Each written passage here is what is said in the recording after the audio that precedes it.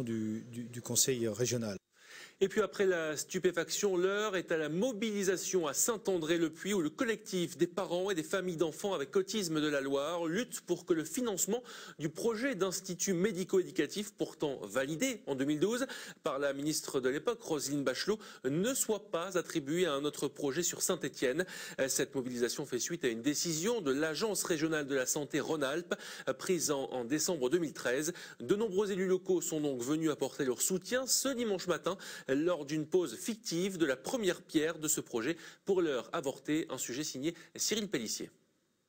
Ce soutien et le nombre de personnes ici montrent que notre combat est quand même plus que légitime. Donc un grand soutien, il y a plus de 400 personnes, c'est vraiment très agréable de voir que les gens se mobilisent et comprennent qu'il faut effectivement que cet engagement d'État soit respecté. Voilà, l'IME Les Coteaux de la Loire voit le jour pour nos enfants.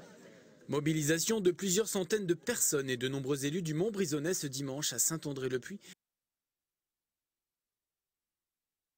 Innovant pour enfants avec autisme. Seulement voilà, le 10 décembre 2013, le directeur de l'ARS Rhône-Alpes choisit l'association Les Liserons pour un autre projet d'IME prévu à Saint-Étienne. Une décision que les élus ne comprennent pas. Ce qu'on demande simplement, c'est que soient respectés des engagements écrits, il y a la continuité de service de l'État, et ça c'est quelque chose, je n'ai jamais vu dans la République française aujourd'hui, et qu'un gouvernement revienne sur une décision de l'ancien gouvernement.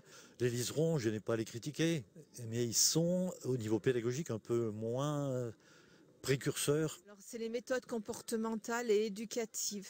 C'est innovant. En plus, il a un centre de ressources, c'est-à-dire un centre de formation reconnu internationalement qui permettrait aux parents, aux professionnels de la santé, à nos instituteurs, à toutes les équipes éducatives de se former pour répondre aux besoins de ces enfants. Il y a une avancée très forte sur le dossier qui était celui de Saint-André-le-Puy. La mairie était concernée, le terrain était retenu, la méthode était bien validée, tout était prêt.